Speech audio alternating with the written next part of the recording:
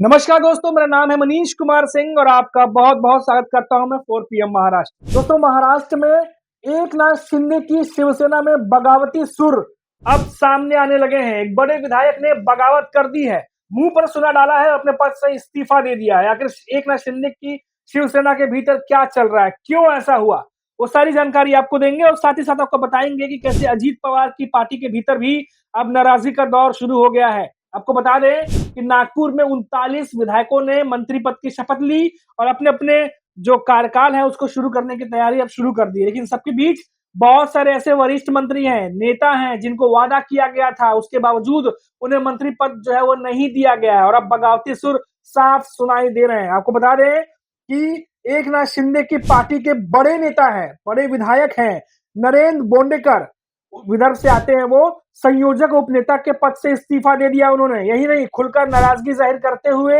एकनाथ शिंदे से उन्होंने कहा है कि ऐसा लगता है कि हमने आपका साथ देकर गलती कर दी। ये बात नरेंद्र बोंडेकर कह रहे हैं।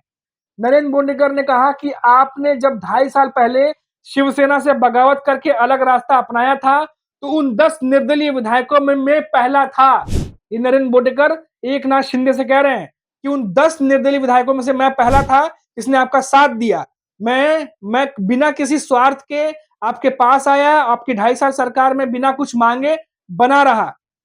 ये बात कह रहे हैं। आपने कहा था कि हमारी सरकार होगी और मैं आपको मंत्री पद दूंगा। 2.5 साल में ऐसा कुछ नहीं हुआ और फिर से भरोसा मिला आपकी तरफ से, आपको मंत्री पद दिया जाएगा। मेरी इच्छा इसलिए थी कि जिले का प्रतिनिधित्व भी सरकार में होता है। आखिर कब तक दूसरे जिलों के मंत्री यहाँ आकर प्रभार देखेंगे। उन्होंने एकनाथ शिंदे से खुली नाराजगी जाहिर करते हुए कहा है नरेंद्र बोंडेकर ने कि आखिर हम अपने जिले के लोगों को क्या जवाब देंगे। वो भंडारा जिले के शहर सीट से लगातार तीसरी बार जीते हैं नरेंद्र बोंडेकर। खबर है कि उन्होंने अपना पद एकनाथ शिंदे, उदय सामंत और श्रीकांत शिंदे को मैसेज करके छोड़ा है। नरेंद्र बोंडेकर ने अपने इस्तीफे के साथ ऐसे नेताओं पर भी भड़ास निकाली है जो हाल ही में आए और उन्हें मंत्री पद दिया गया। देखिए, काफी कुछ चीजें घट रही है। देखिए, जो अभी मंत्री आए हैं उनको बना दिया गया है, जिसको सिर्फ पहले के जो मंत्री हैं जिनको कभी मंत्री नहीं बनाया गया, जिनको वादा किया गया उन्हें नहीं बनाया। अब ये असंतोष की भावना देखिए कैसे हो रही है पैदा। जो रिपोर्ट्स आ रही है, जो पिछले पिछले दरवाजे से पार्टी में आए और फिर मंत्री का पद भी पा गए, फिर आखिर ईमानदार और विश्वस्त लोगों के लिए क्या बचा है, ये बात जो नरेंद्र बोंडे हैं वो कह रहे हैं। अब देखिए दोस्तों, नरेंद्र बोंडे की जो नाराजगी आई है, जहां से उन्होंने अपना पद से जो है वो पद भी छोड़ दिया है और आपको बता दें कि श्रीकांत शिंदे हो, एकनाथ शिंदे हो, उदय सामंत हो, उन सबको मैसेज करके उन्होंने जो है ये पद छोड़ा है और तमाम नाराजगी जाहिर की है। अब देखिए, एकनाथ शिंदे लगातार बीजेपी पर दबाव बना रहे थे। बहुत सारे नेताओं पर चर्चा हो रही थी कि सबको मंत्री पद दिया जाए। अब एकनाथ शिंदे भी जब शिवसेना अलग हुई थी तो बहुत सारे मंत्रियों से उन्होंने बहुत सारे वादे किए थे, उनको बहुत सारे चीजें कही गई थी और अब ऐसे में एकनाथ शिंदे की ही बात जो है वो बीजेपी नहीं मान रही है। तो एकनाथ शिंदे के मंत्रियों की तो दूर की बात है कि वो कितनी सुनेगी कितनी नहीं सुनेगी। अब देखिए दोस्तों, इस मामले में एकनाथ शिंदे भी काफी कड़े रुख अपनाए हुए हैं। उन्होंने कहा कि जो मंत्री बिना स्वार्थ के, संयम के साथ, डिसिप्लिन के साथ पार्टी में रहेगा, उसको आगे उसका ख्याल रखा जाएगा, उसके बारे में सोचा जाएगा और उचित समय आने पर सही फैसला लिया जाएगा। लेकिन इस तरीके की जो तरीके हैं, जो इनडिसिप्लिन है या कह लें जिस तरीके से चीजें उठ रही हैं, इस तरीके से अगर नेता कहेंगे तो बर्दाश्त नहीं किया जाएगा। एकनाथ शिंदे भी कड़े रुख में आ रहे हैं। देखिए दोस्तों, एकनाथ शिंदे पिछले काफी समय से जो है वो अलग मिजाज में दिखाई दे रहे हैं, बदले-बदले से नजर आ रहे हैं। ज़ाहिर तौर पर उन पर भी ज़िम्मेदारी होती है, उन पर भी बहुत सारी रिस्पॉन्सिबिलिटी होती है, बहुत सारे वादे उन्होंने किए होते हैं अपने मंत्रियों से, जिसको वादा पूरा करने की ज़िम्मेदारी भी उन पर होती है। और ऐसे में जब पार्टी आला कमान, बीजेपी आला कमान उनकी ना सुने, उनकी बात ना रखी जाए, तो ऐसे में फिर बहुत सारे मंत्रियों को मंत्री पद नहीं मिलेगा और ऐसे में नाराज़गी जो होना वो ज़ाहिर-सी बात है कि वो होगी। अब इसे एकनाथ शिंदे कैसे सँभालते हैं, अभी तो एक मंत्री का किस्सा सामने आया, बहुत सारे मंत्री ऐसे हैं जिनके भीतर ऐसी नाराज़गी दिखाई दे रही है, जो एकनाथ शिंदे से बगावत करते हुए नजर आ रहे हैं। अब इसकी वजह चाहे जो भी हो, क्या बीजेपी इन बातों को नहीं समझ रही थी? क्या ये फीडबैक बीजेपी को नहीं मिल रहे थे कि अगर एकनाथ शिंदे के जो बड़े मंत्री हैं, जो पहले के मंत्री हैं, जिनको वादा किया गया अगर उन्हें मंत्री पद नहीं दिया जाता, तो एकनाथ शिंदे को मुसीबत का सामना करना पड़ेगा, या फिर जानबूझकर बीजेपी ने जो है वो चाहती थी कि जो वो चाहते हैं वो मिल जाए। उसके बाद जो बगावती सुर उठेंगे एकनाथ शिंदे या अजित पवार की एनसीपी में, वो एकनाथ शिंदे और एनसीपी अजित पवार जो है वो डील कर लेंगे। क्योंकि लगातार खबरें आ रही हैं कि अजित पवार के एनसीपी में भी ऐसे सुर उठ रहे हैं। बहुत सारे नेता हैं जो नाराज चल रहे हैं। अब देखिए, नागपुर में 39 मंत्री जो हैं, उन्होंने शपथ ले ली मंत्री पद की। अब अपना कार्यभार भी संभालेंगे, लेकिन सबके बीच जिनसे वादा किया गया था उनका क्या? क्या वो मंत्री पद के लिए जद्दोजहद नहीं करेंगे? क्या वो सवाल-जवाब नहीं करेंगे? और जिस तरीके से अभी मैंने आपको बताया कि विदर्भ में जो किस्सा सामने आया है नरेंद्र बोंडेकर का, जिन्होंने अपने पद से इस्तीफा भी दे दिया है और बहुत सुनाया भी है एकनाथ शिंदे को और बाकी नेताओं को, जिनसे उन्होंने वादा किया था और उन वादों को पूरा नहीं किया गया।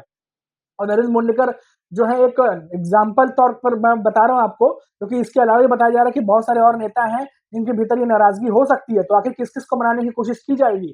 क्योंकि मंत्री पद में लिमिटेड जो है वो चीज़ें होती हैं और सबको तो दे नहीं सकते।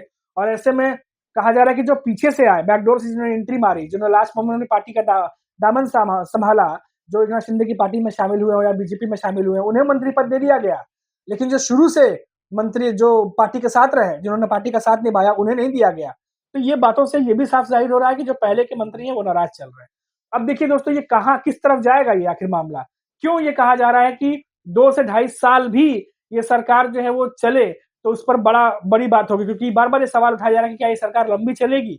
हालाँकि बड़े सीटों के साथ बीजेपी लौटी है महाराष्ट्र सरकार में। एकनाथ शिंदे के पास भी अच्छे खासे विधायक हैं, अजित पवार के पास भी अच्छे खासे विधायक हैं।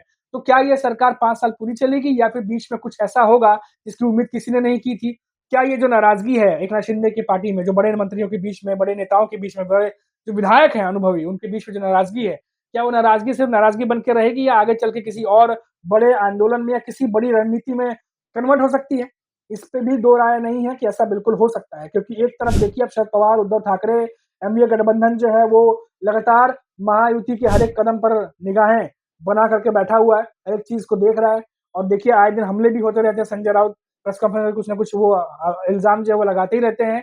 और ऐसे में एकनाथ शिंदे की तरफ से लगातार ये खबरें आ रही हैं कि उनके विधायक नाराज़ चल रहे हैं। वहीं अजीत पवार की तरफ से अभी तक खुल करके किसी नेता ने इस तरीके से विरोध नहीं किया है, लेकिन इतना ज़रूर खबर है कि अजीत पवार की एनसीपी में भी कई सारे नेता नाराज़ चल रहे हैं। हालाँकि अब देखना होगा कि ये नाराज़गी कैसे दूर होती है, क्योंकि लगातार हमने देखा कि जो मंत्रिमंडल था उसका विस्तार लेकर के बीजेपी जो है वो अपने हिसाब से काम कर रही थी। अजीत पवार और एकनाथ शिंदे की तरफ से काफ़ी कुछ चीज़ें बोली गई थी, लेकिन उन चीज़ों को पूरा नहीं किया गया और कहा गया कि हम आपसी सहमति से सब कुछ फैसला कर लेंगे, लेकिन कहीं न कहीं ऐसा लग रहा है कि बीजेपी पहले जो इम्पोर्टेंट विभाग है वो अपने पास रखना चाह रही है, ज़्यादा मंत्रिमंडल के जो पद हैं, क्योंकि ज़्यादातर मंत्री जो इन्होंने शपथ ली वो बीजेपी के ही हैं, तो वो भी अपने पास रखना चाह रही है और जो साथी दल हैं, अजित पवार की एनसीपी, एकनाथ शिंदे, उनको उतना ही देना चाह रही है ताकि कल को जाकर के ये हमारे ऊपर हावी ना हो पाए। ये सारी चीज़ें भी लग रहा है, कहीं न कहीं देखी जा रही हैं। तो बहुत ही नाप-तोल करके, क्योंकि जो 39 शपथ हुए हैं, उसमें माना जा रहा है कि 19 के करीब जो हैं,